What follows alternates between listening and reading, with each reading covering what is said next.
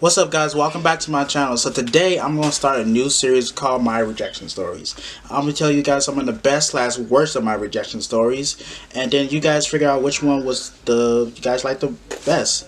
So here we go. This story starts 2 weeks before Valentine's Day. I was chilling in the cafeteria with my group of friends, and we saw people saying, "Hey, you should get your sonograms for $2 for the person that you like. Get it before it's too late." One of my friends said to Zell, "You should get this sonogram for the girl that you like." And the first thing I said was no. I didn't want to do it because it's stupid. And then they just started roasting me and said, "Bruh, if you don't do it, you can't sit with us," on some Mean Girls type stuff.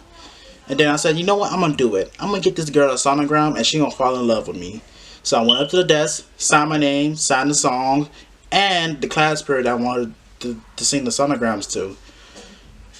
Ironically, the song was Bruno Mars, Just the Way You Are, and the class was third period, which was one of the classes I had with her. On my way back to third period that day, I started regretting every decision I made at lunch. I remember dreading like every second of that day. I didn't want February 14th to ever come. I was just at home. I couldn't do my homework. I couldn't focus in class. I couldn't focus in church. I remember me trying to convince my parents that I didn't want to go to school that day. Of course, they black, so they were like, "Boy, you going to school?"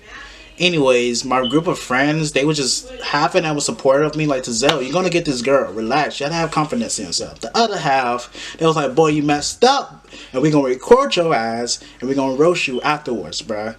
And I remember my older sister, me telling her, trying to get that older sister advice. She was like, "Why would you do that? This is really embarrassing, and you messed up." So, all that didn't help. Then Judgment Day, February 14th. I remember waking up that morning and just have this gutless feeling in my stomach. I took like a 30-minute shower that day. I took like a 15-minute time break to like brush my teeth. Like, I got dressed so slow. My sister was yelling at me like, "Boy, hurry up, we're trying to go." I used to walk to school, so I was walking like very slowly. And by the time I got to the school building, I saw my group of friends. Like, out of all the days to be early, these Negroes decided to be early today. So just so they could roast me. Yeah, good friends, right? So first period came, and she was in my first period class, and one of my friends was like, "Tizelle, relax, she gonna like the thing." Second period came, and this girl that I didn't really talk to, she came up to me and said, "Tizelle, I found out what happened. And boy, are you stupid." So third period came, and I was trying to come up with so many excuses just to like not go.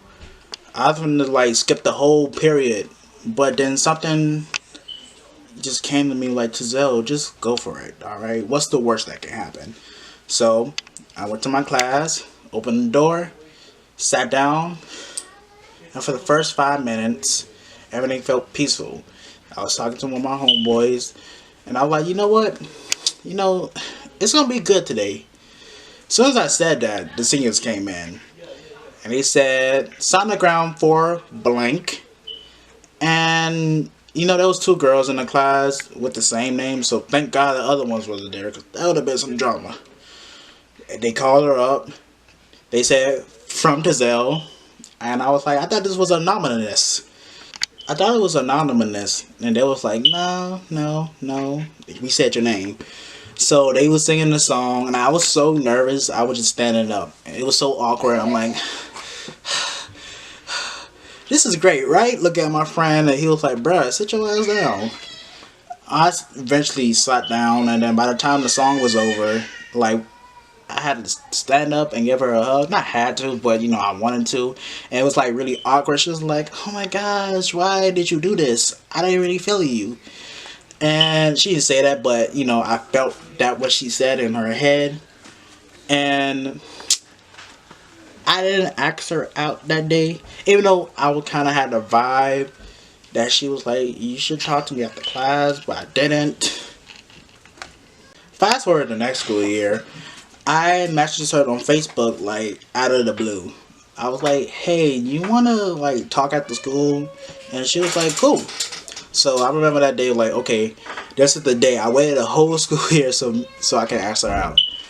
So I remember going to her after school by the buses, and I was like, "Hey, like I'm feeling you, and I kind of want to date you, and whatnot." And then she said the magical words such as, "I don't want a boyfriend right now," and I was like, "Oh, okay."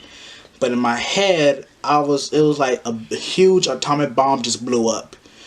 I remember walking back to my 7th period feeling so down for like about 15 minutes. And then I was like, you know what? If she didn't like me, that's cool because I'm a great catch. That's it. So that's episode 1 of my new series on my channel. If you guys like this video, give it a big thumbs up. And by the way, if you have any rejection stories, leave it in the comment below so I can like laugh at them, so you won't just laugh at me. Subscribe for more content. You know, I post, you know, whenever I can. Anyways, thank you. I am Tazell Pruitt, and peace.